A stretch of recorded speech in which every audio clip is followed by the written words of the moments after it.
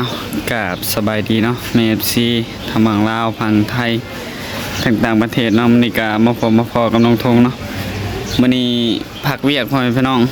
พักเวียกก็เลยพาน้องช้าเพิ่นมาซื้อโทรศัพท์ใหม่พ่อแม่พี่น้องเอ้ยเครื่องเก่ามันบ่ดีเลยเนาะหน้าจอก็คูออกเบิดเลยโดยมีทางแม่จะดีเพิ่นฝากเงินมาให้คนเคิงเนาะแบบเฮาหารเป็นคนเคิงน้อยลงเนาะแม่นเฮาหารกันคนเคิงซื้อโทรศัพท์เนาะพ่อแม่พี่น้องเนาะมีแม่ FC เพิ่นอยากซื้อให้ไปพากันไปเลยสบายดีเด้อแม่ที่ว่าสุขุมคนเมื่อนี้ก็สิมาซื้อโทรศัพท์เนาะมีแบบแม่จะดีเพิ่นอยากสนับสนุนโทรศัพท์ใหม่แบบหารกันคนเคิงกับทงเงินทางไอ้ทงเพิ่นเฮ็ดเวียกนั่นแหละเก็บเล็กเก็บน้อยหารกันคนเคิงกับเพิ่นเนาะไอ้ทงแม่นไปกันเลยเนาะยิ้มเพิ่นเลย น้องสาวมันดีใจเนาะเพิ่นสิได้โทรศัพท์ใหม่แล้วไปมาซื้ออยู่ตลาดหลักแปดเนาะพี่น้องซื้อโทรศัพท์แบบโทรศัพท์มันเก่ากะถ่ายคลิปกะแบบมันเด้งออกอีกมันเนาะแม่นโทรศัพท์มันจอมันอยากอันนั้นเลยกล้องมันอยากมัวเลยเนาะแบบเพิ่นอยากสนับสนุนโทรศัพท์เครื่องใหม่อยากให้เขาถ่ายคลิปแบบกล้องมันแจ้งๆเลย โอเคไปว่า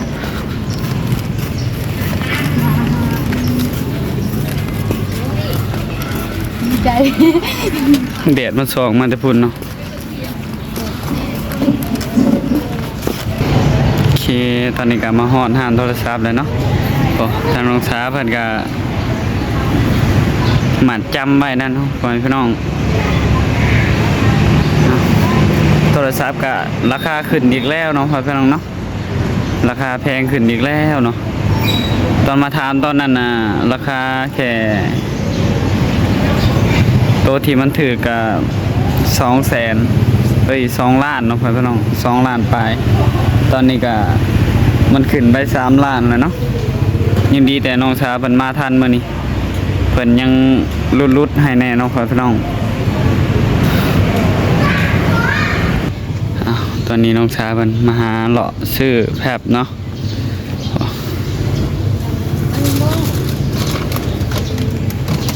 เท่าไหร่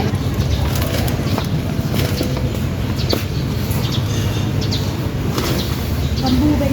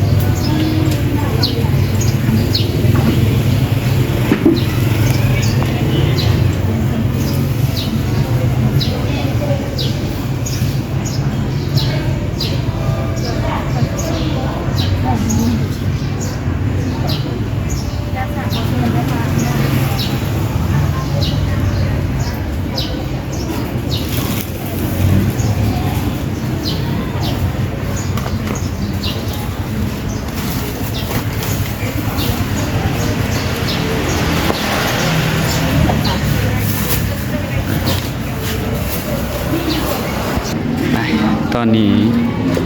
น้องชาเพิ่นหาเลาะซื้อเครื่องให้น้องลินเนาะ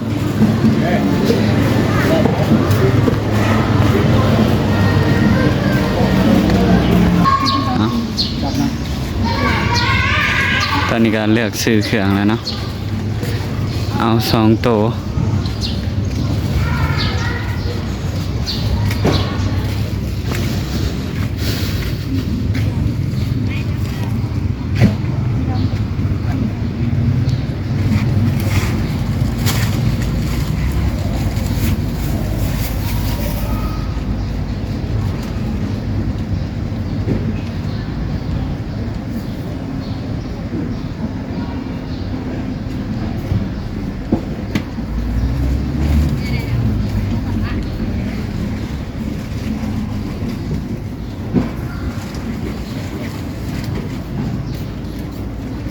ซื้อเรียบร้อยแล้วเนาะโทรศัพท์ก็ได้ก็พอดี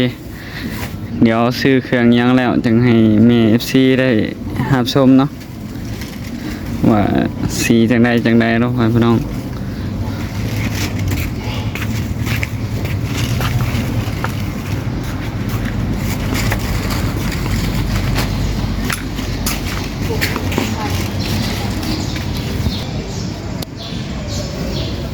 ซื้อเสือสันในให้น้องลินแล้วเนาะ2ตัวแพงราคา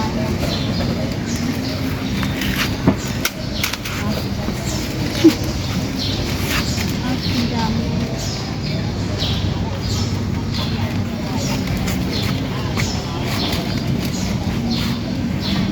สีกิน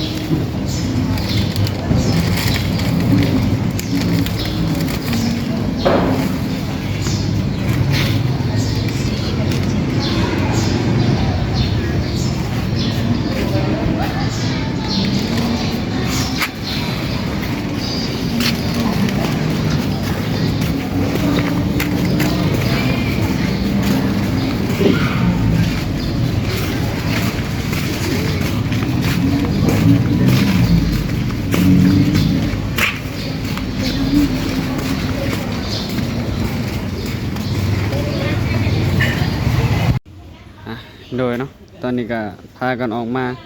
แต่ซื้อเครื่องแล้วเนาะซื้อแพบซื้อสบู่แล้วก็ซื้อเครื่องนุ่งให้น้องลินเพิ่นคือเสื้อในบ่เออเอาบัดนี้ยังเหลือแต่ซื้อขนมเมียงให้น้องๆเนาะ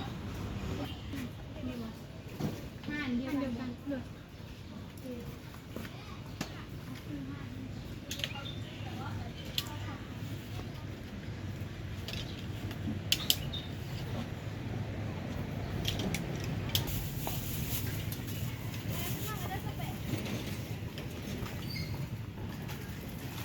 คือขนมปังไงเด็กสิ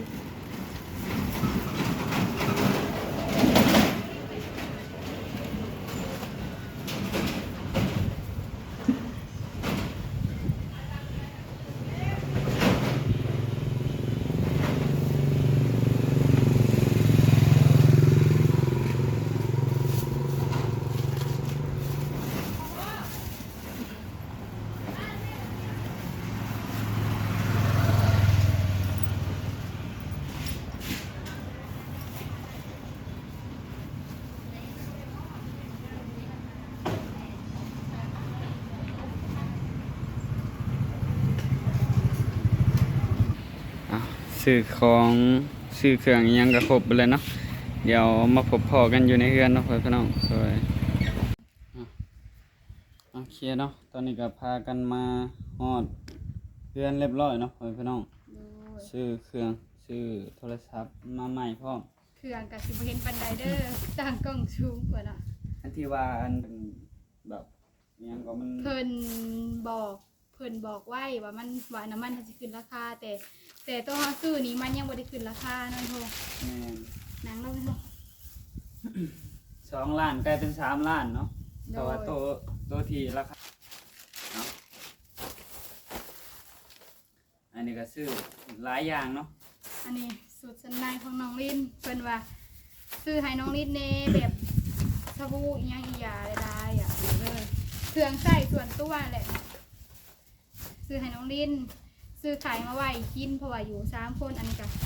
ซื้อขนมไปให้น้องอีกคนเนาะ3คน มาเดี๋ยวเป็นรุ่นเนาะรุ่นโทรศัพท์ก่อนว่าสิเป็นยังไงพ่อพี่น้องตื่นเต้นเนาะตื่นเต้น นักนุษย์เนาะได้เธอ ก็เดี๋ยวแกเอาไว้ก่อนอันนี้ แกเอาไว้กัน อันนี้มันเนาะ อ่า อันนี้เพิ่นทำประกันเนาะพ่อพี่น้อง เพิ่นหาประกัน1 ปีนี่เลยโทรศัพท์อ่ะเปิด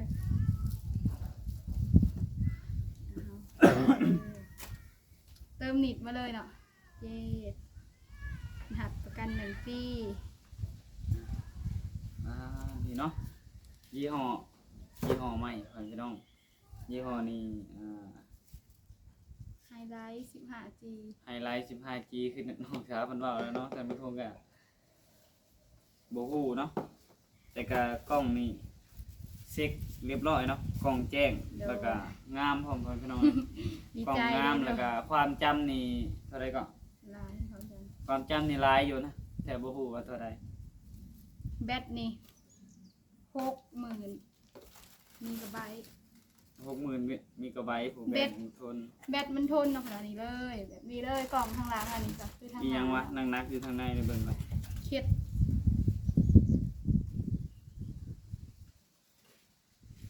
อันนี้ก็เป็นใบหักประกันเนาะ1 ปีเพิ่นหักประกันให้1 ปีเนาะ บ่ได้ถ่ายเต็มเนาะอยู่ตลาดเพราะว่ามัน เพิ่นเปิดเพลงก็เลยบ่ได้ถ่ายเต็มเบิ่งไอ้โทงเอาออกมาเบิ่งดูเก็ดใจ เก็บใส่ งามดิ ซิมก็ใส่เรียบร้อยเติมเน็ตเรียบร้อยเนาะ โดย แล้วก็ เก็ดใส ย้าย YouTube มาใช้นี่เรียบร้อยเนาะพ่อพี่น้องเนาะ เบิ่งเดี๋ยวลองกล่องกันเด้อ เดี๋ยวย้ายข้อมูลอีหยังมาเครื่องนี้เบิดเลยเนาะ นี่กายฉากเนาะ เดี๋ยว พวกหูใหญ่คือกัน เครื่องหากินซื้อเครื่องใหม่เนาะเครื่องอันเก่ากา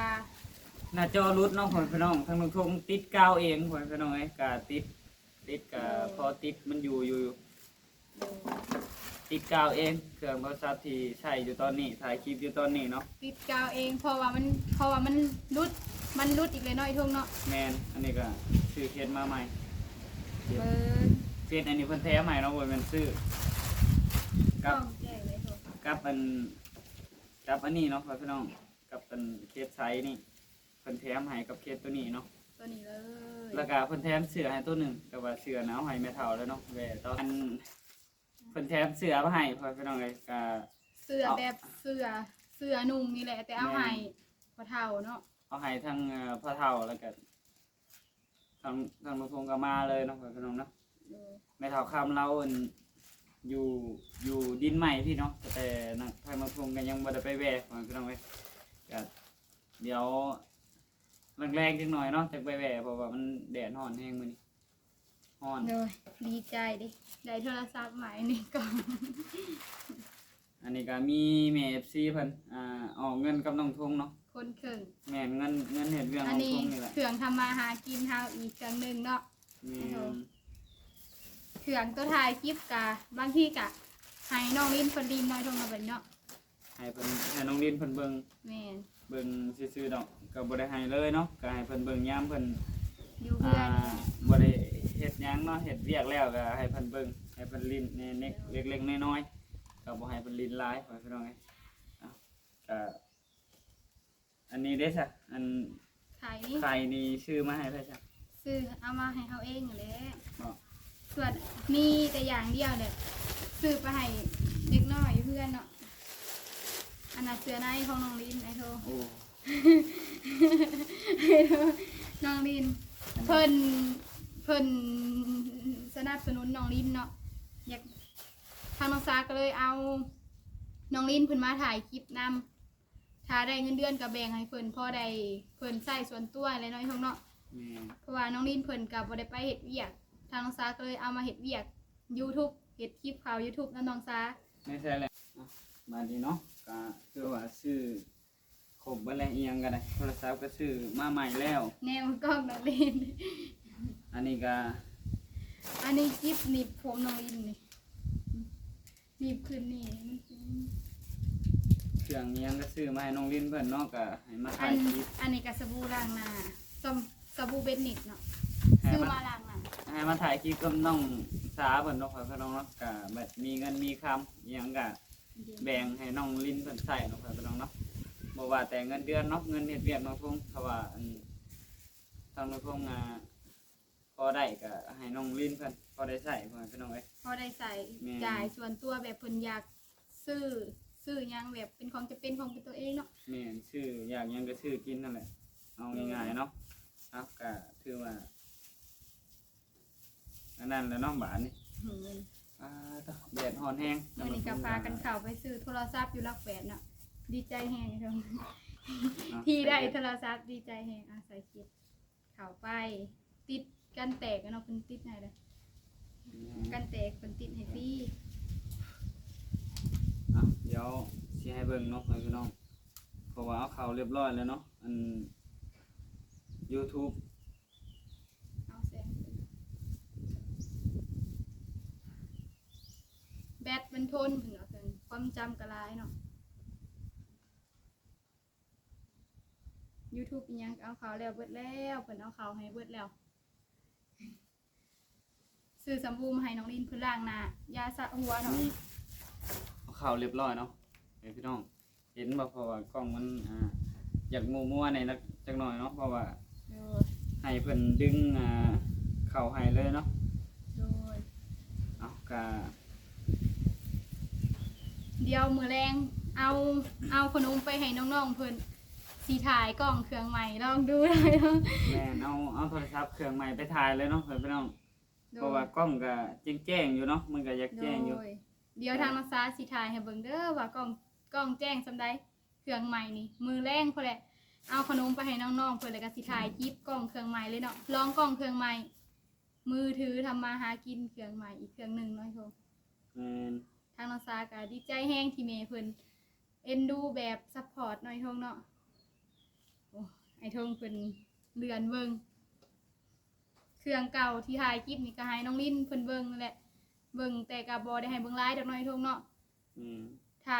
เฮ็ดเวียกแหละอันนั้นก็พากันเอาไว้หน่อยโท โอ้โห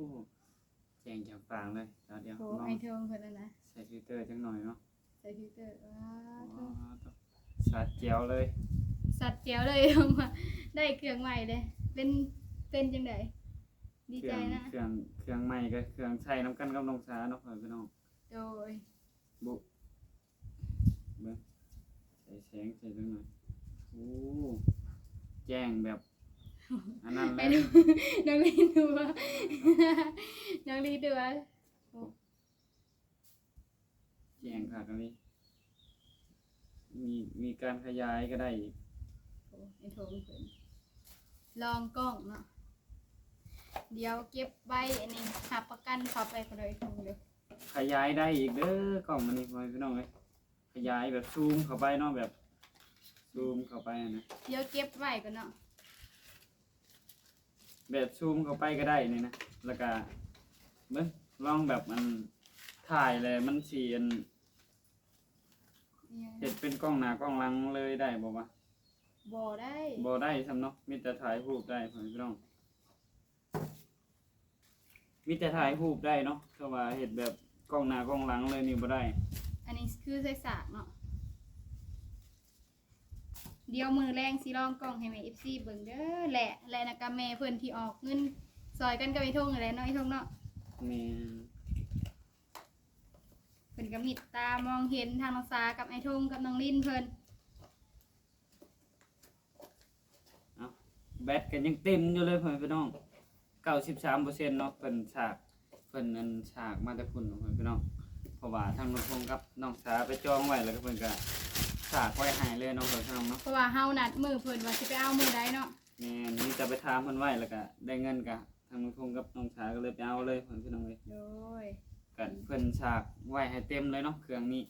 โดย เพราะว่าพากันไปเลือกก่อนแล้วเนาะก็ยังดีแต่ยังทันตอนที่เพิ่นยังบ่ได้ขึ้นราคา เพราะว่าเฮาเอาเงินไปมัดจำไว้ก่อนเนาะไอ้ทงเนาะ แม่น บัดทางสมาเอาเงินเอาไปมัดจำแต่มื้อวันจันทร์พุ่นแหละหากับไปเอามื้อนี้มื้อวันพุธเนาะเพิ่นว่าใครแน่ซุ่มเจ้ามัดจำไว้ก่อนแบบราคามันอันนั้นยังบ่ได้ขึ้นแต่มื้อนี้ราคาขึ้นแล้วทางน้องสาไปมัดจำแต่มื้อวันจันทร์ก็เลยได้ราคาเดิม โดยนี่เด้อแม่ โทรศัพท์เครื่องใหม่ไปซื้อมาแล้ว ก็ขอบคุณเนาะทางแม่เพิ่นเนาะที่อันนั้นเนาะที่อันโฮมออกเงินกันกับน้องทงเนาะพี่น้องเงินน้องทงก็เฮ็ดที่เฮ็ดเวียกมาแล้วก็ออกเงินกับเพิ่นเนาะพี่น้องเนาะ เฮ็ดเวียกเลยเก็บเอาไว้เนาะ แม่นก็ออกเงินนะเพิ่นก็ได้เครื่องนี้มาเนาะถือว่าอันทางลูกทุ่งออกบ่อันนั้นหลายปานใดก็ถือว่าได้เนาะพี่น้องเนาะก็ถือว่าหลายเติบแล้วที่น้องทงออกเนาะเพิ่นเนาะพี่น้องก็ขอให้เพิ่น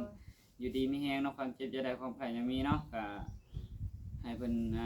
อายุมั่นขวัญยืนเด้อเดินทางไปไสมาไสก็ขอให้ปลอดภัยให้เจริญในหน้าที่การงาน โดยกับทางน้องทงก็สาธุเด้อเนาะส ให้น้องสาวเพิ่นขอบคุญขอบคุณทั้งแม่เพิ่นต่อพ่อพี่น้องเอ้ย ดีใจแฮงเด้ได้โทรศัพ แต่ ท์ น้องช้าเพิ่นได้เป็นผู้ใดเครื่องนี้เนาะพ่อพี่น้องเนาะ เป็นคนถ่ายคลิปกับน้องลินสองคนทางนักศึกษาก็ดีใจแฮงบ่คิดว่าสิได้โทรศัพท์เครื่องใหม่ ทางผู้ชมก็ตื่นเต้นเว้ายังก็บ่ออกดีใจแทนน้องช้าเพิ่นเนาะ แม่ น้องลิ้นเพิ่นก็ต้องได้ขอบคุญขอบคุณทั้งแม่เพิ่นเนาะที่ ซื้ เพิ่ อน แคบซื้อหยังนี่ แม่ ให้น้องลินทงใหญ่เลยแคบแล้วก็มียาสระสบู่หยังหลายๆอย่างเพิ่น แล้วก็เสื้อเพิ่นพร้อมเด้ โดยเพิ่นให้ทางน้องสาซื้อให้น้องลินนั่นเนาะ เอาก็ให้น้องช้าเพิ่น โดย ขอบคุญขอบคุณทั้งแม่เพิ่นเลยเนาะ ทางน้องสาก็ขอบคุณทางแม่หลายๆเด้อที่มีตาทางน้องสาแบบซัพพอร์ตทางน้องสาก็ขอให้เพิ่นอยู่ดีมีแฮงความเจ็บจะได้ความไข้อย่าให้มีเด้อเดินทางไปไสมาไสกาขอให้แม่เพิ่นปลอดภัยให้เจริญในหน้าที่การงานเด้อสาธุน้องลินล น้ อ อง ง เด้ ลิ้ อน ขอบคุญขอบคุณทั้งแม่เพิ่นเนี่ยที่เพิ่น ซื้อเครื่องให้ ซื้อเครื่องให้ ซื้อเครื่องใช้ให้ ขอให้แม่อยู่ที่มีแห้งความเจ็บจะได้ความไข่ยังมีปรารถนาสิ่งใดขอให้ได้สิ่งนั้น สาธุเลยโด บ่ ย เป็นหยังเนาะน้องลิ้น โดย เพิ่นก็ยังบ่เคยอวยพรปานใดเพิ่นก็ต้องเพิ่นยังบ่ลืมเนาะบ่แม่นว่าบ่ ถ้า เคย ถ้าเพิ่นมาอยู่นำเฮาก็สิลึงอีกดอกในทุ่งเนาะ แม่นเพิ่นมาอยู่นำน้องทงดนๆเพิ่นก็สิลืมเองเนาะเอาค่ะบัดนี้ก็คือว่าให้หยังก็เรียบร้อยเบิดแล้วเนาะก็ไปซื้อไว้เรียบร้อยเบิดแล้วโทรศัพท์ก็ทางน้องทงก็สิได้จบคลิปไปเพียงเท่านี้เนาะค่ะขอบคุณอีกครั้งเนาะที่แม่เพิ่นที่ซื้อเครื่องซื้อของมาให้ในมื้อนี้ก็ขอให้เพิ่นอยู่ดีมีแรงเนาะความเจ็บอย่าได้ความไข้อย่ามีเนาะเดินทางมาที่ไสมาไสก็ขอให้ปลอดภัยให้เจริญในหน้าที่การงาน ให้อายุมันขวัญยืนเนาะก็ขอให้เป็นห่มโพห่มใจให้ลูกให้หลานต่อไปเนาะก็ขอบคุณเนาะทางเมฟซีทุกคนนะที่เบิ่งคลิปของทงตั้งแต่ต้นจนจบที่ประความโฆษณาเนาะทางน้องทงว่าผิดพลาดประการใดก็ต้องขอโทษขออภัยหลายๆเด้อน้องพี่น้องทางน้องทงก็ก็ฝากให้เมฟซีเบิ่งคลิปเนี่ยเด้อน้องพี่น้องเนาะ ได้โทรศัพท์ ตอนที่น้องทงบ่ได้เข้าคลิปน้องสาก็ฝากให้เมฟซีเพิ่นเบิ่งให้แน่เนาะเพื่อนน้องเนาะเพราะว่าน้องทงกับขาเวียกทางอื่นเนาะก็จังไดกับทางน้องทงกับน้องสาก็เป็นครอบครัวเดียวกันเนาะเพื่อนน้องเนาะก็สำหรับครอบครัวเดียวกันเนาะก็ฝากให้แม่ซีเพิ่นฝากเบิ่งคลิปน้องสาเพิ่นแน่เนาะบางทีเพิ่นก็เว้าเป็นบ่เป็นแน่ก็ฝากไปเด้อน้องเพื่อนน้องโดยทางน้องทงก็สิได้จบคลิปไว้เพียงเท่านี้เนาะเพื่อนน้องเนาะขอกล่าวคำว่าสบายดี บ๊ายบาย บ๊ายบาย